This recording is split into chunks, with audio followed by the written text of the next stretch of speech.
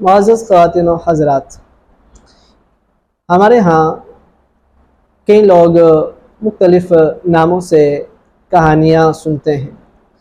ویسے بھی لوگوں کو کہانیاں سننے کا بڑا شوق ہے۔ یوں ہی لوگوں نے اسلامی نام پر یا مقدس صحابیات کے نام پر کچھ کہانیاں من گڑت گڑی ہوئی ہیں، اور لوگ اس کو ثواب سمجھ کر پڑھ رہے ہوتے ہیں۔ جیسے بی بی فاطمہ کی کہانی کچھ گھروں میں پڑھی جاتی ہے، باقاعدہ اہتمام کے ساتھ پڑھتی ہے خواتین، اور کہتی ہیں جی اس میں کوئی مرد نہیں آ سکتا، کوئی مرد نہیں پڑھ سکتا۔ اسی طرح 10 بیویوں کی کہانی بڑی مشہور ہے۔ یوں ہی لکڑہارے کی کہانی اور دیگر کی کہانیاں اسی نام سے خواتین میں مشہور ہیں۔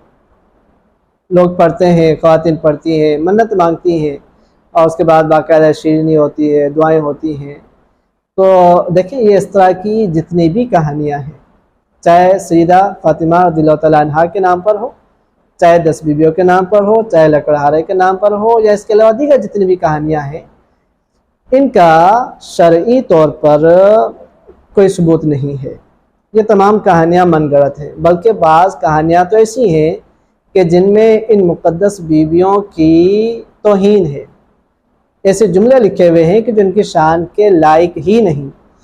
تو اس طرح کی کہانیاں، اس طرح کے واقعات نہیں پڑھنے چاہیے، اور نہ ہی اس کو ثواب سمجھنا چاہیے۔ جیسے ہمارے ہاں کچھ لوگ منت مانگتے ہیں کہ جی یہ میرا مسئلہ حل ہو گیا، تم اپنے گھر پہ اتنے دنوں تک بی بی فاطمہ کی کہانی پڑھائیں گی، اتنے دن تک ہم 10 بیویوں کی کہانیاں پڑھائیں گی۔